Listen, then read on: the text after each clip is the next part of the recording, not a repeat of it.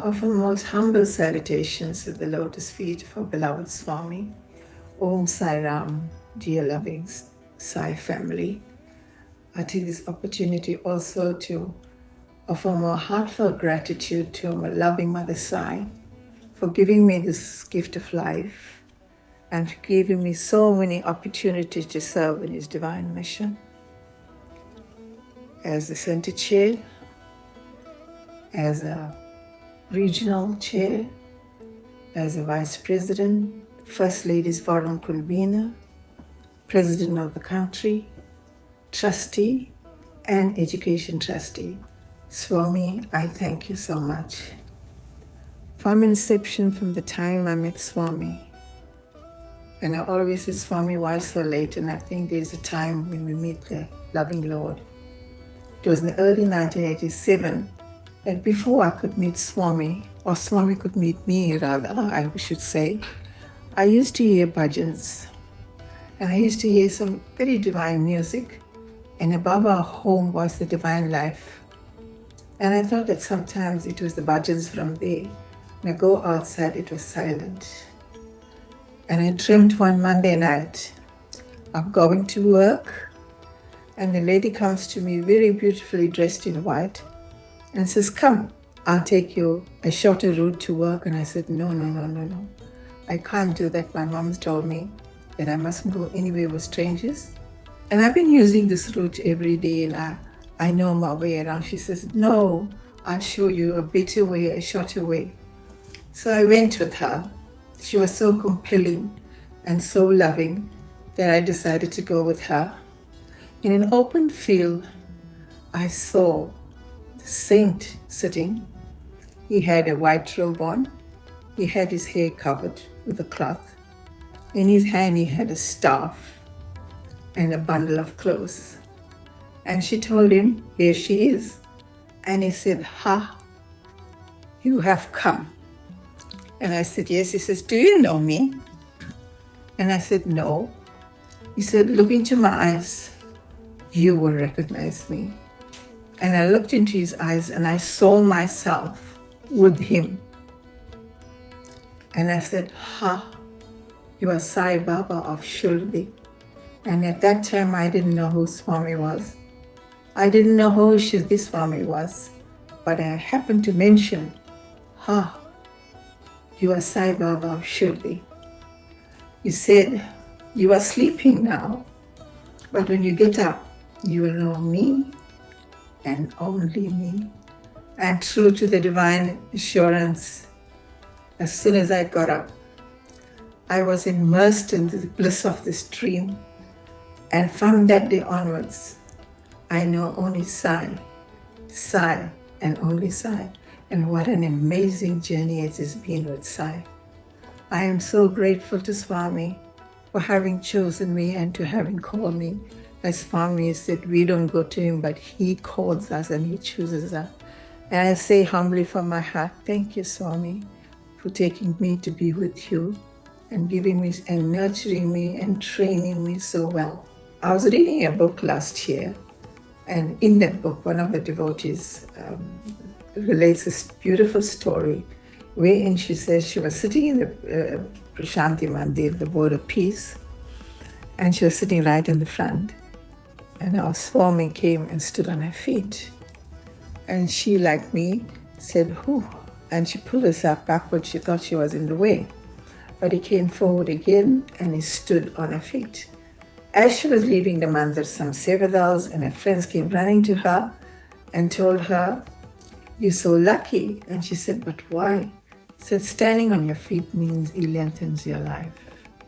And she had no idea. It's only last year, and this happened to me in 1997, that I realized as early as 1997, Swami had saved me and lengthened my life. From that time, he's been comforting me, nurturing me, and taking care of me. It was 1997 that we had an interview, and I was sitting right near his chair. And suddenly Swami got up and he stood on my feet. And I said, Tapu Swami, I'm in your way. And I came back a bit. And he came forward again, stood on my foot, gave me the most divine, beautiful, affectionate look. So caring. And I thought, I wonder why he's looking at me so lovingly. I wonder why. And after the trip, I came home and I went to the doctors and he told me, you're looking extremely pale. I think there's something wrong with you. And I said, Doctor, no, nothing's wrong with me. I have come from India, maybe a viral flu or a viral infection. He said, no, we don't take chances. You have to go to the doctors to have a blood test. And I had the blood test on the 30th of October, 1997. I got the results.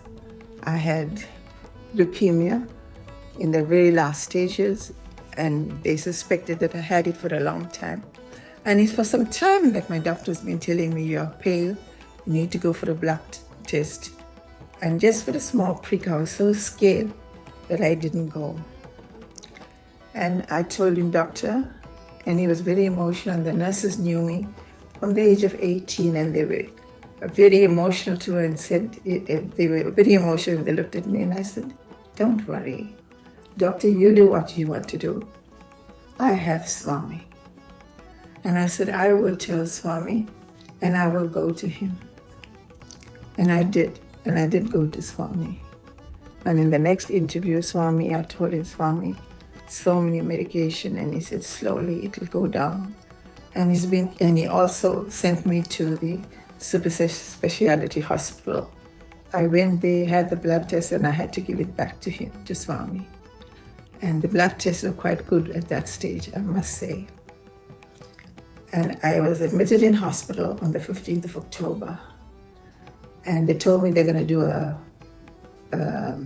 bone marrow biopsy. And I had no idea what was a bone marrow biopsy. I readily agreed, because in my mind, what the doctors say, you have to listen. They know better.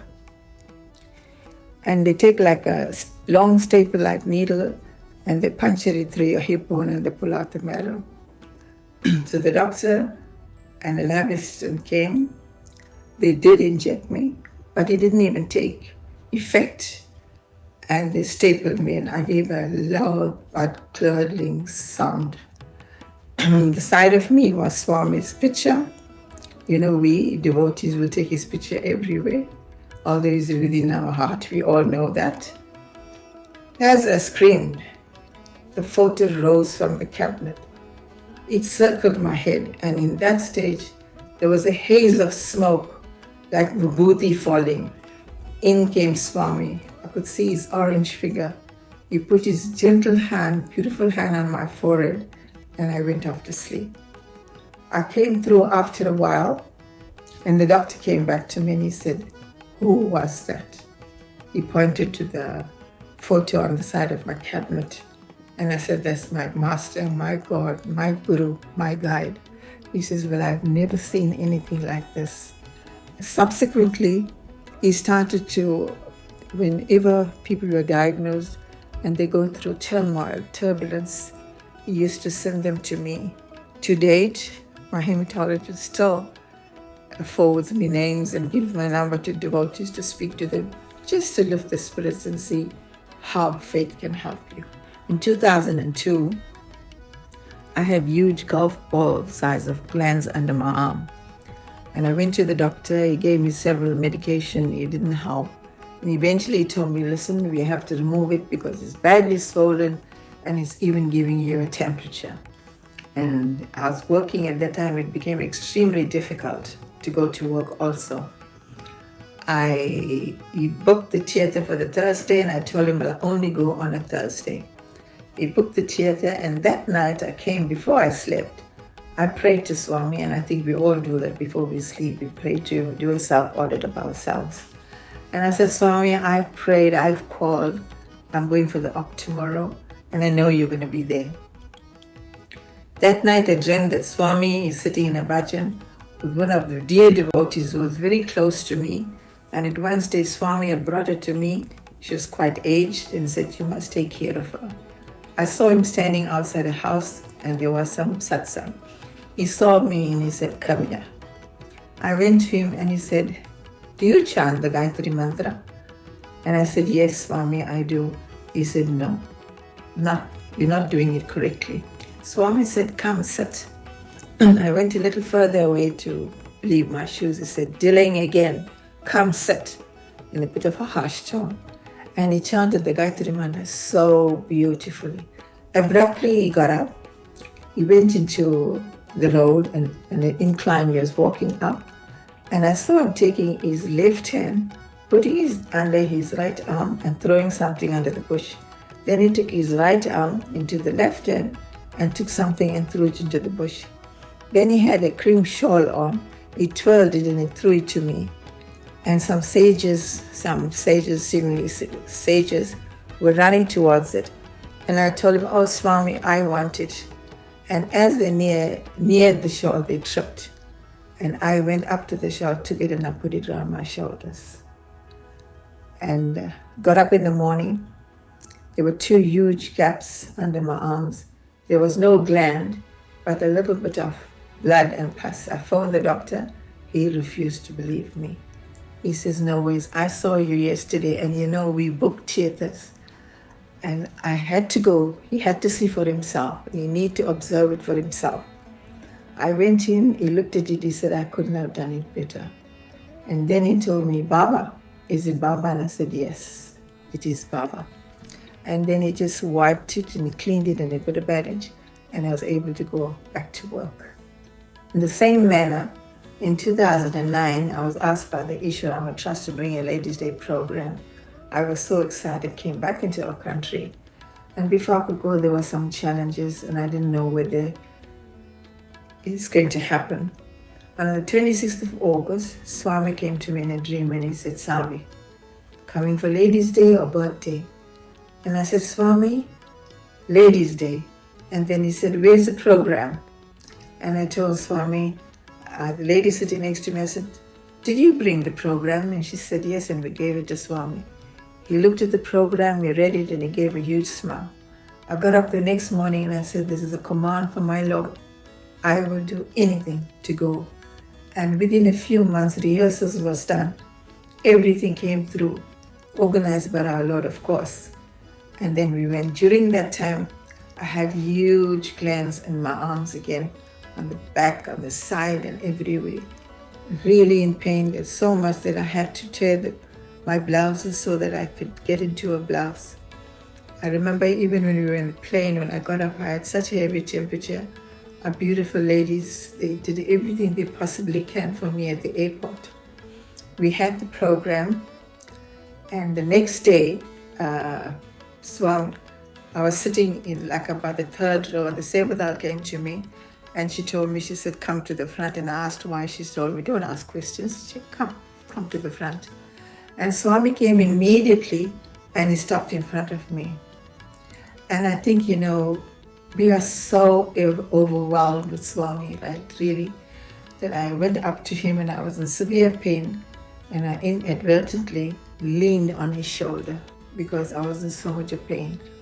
And I told him, Swami, thank you so much, Baba. Thank you so much for giving us an opportunity, the South African children. They were so excited. Swami, I'm so happy. Thank you, Swami. He just smiled and he shook his head. Just by leaning on him, I had no idea that the pain was gone, the glands were gone, I had no idea. It's only when I went into the room to have a bath again and then come to the second darshan that I saw I had no gland, no pain, no fever. Just by leaning on him, every bit of gland was gone. And that shows us, dear devotees, he knows everything about us. Every need, every want. And that goes to show, and he showed me by taking out things from him, that I am in you and you are in me is so true. Believe in that.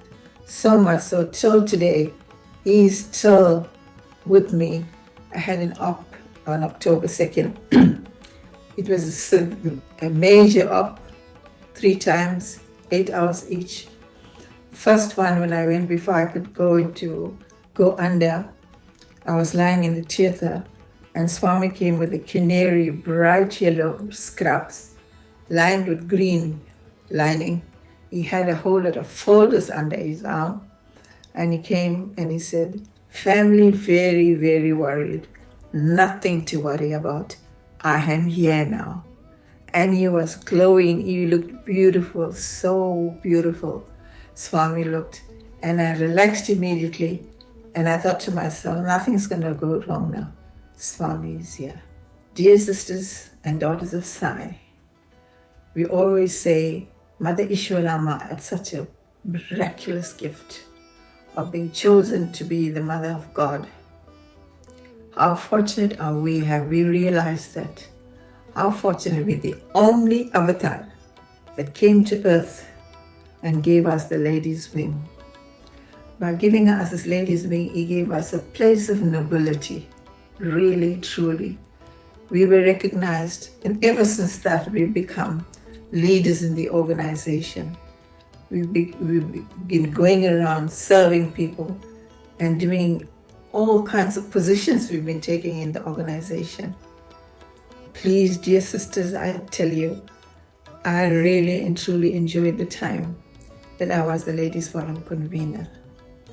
Always take Swami's message of love all, serve all, to the humanity out there and all over, not only in the organization.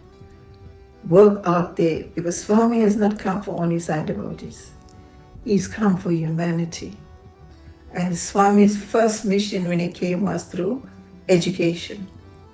From education, and this is where Bal Vikas comes in. Within 3 months of me joining the organization, he came and told me, Savvy, you will make a very good Bal Vikas Guru. And that was one of the positions that I thoroughly enjoyed. I'm really passionate about the Bal Vikas program and the Ladies Forum. We, the present generation of Ladies Forum that Swami had given us, we owe it to society. We owe it to the future generation of ladies. We need to inspire them. We need to show them exactly what our role is. We need to become role model mothers. We owe to society to give them good citizens to the world. Swami once, when he spoke to the ladies, he said, to the Anantapur girls, he said, I don't want anything from you, but just to teach your children my teachings and the values. Nothing else I want from you. The Lord has made it quite clear. From past generation, we could see that ladies were involved in major, whenever there was chaos in the world, our ladies joined them in and gave support wherever they can. We have a very, very sacred duty. Swami has given us this. Let's take this gift. Let's take this gift elsewhere. I know when I became Ladies Forum, I worked with all other organizations, did skills training. We need to do that. Wherever you can to impart your knowledge. Even if you don't rely on your strength and abilities, rely on Him.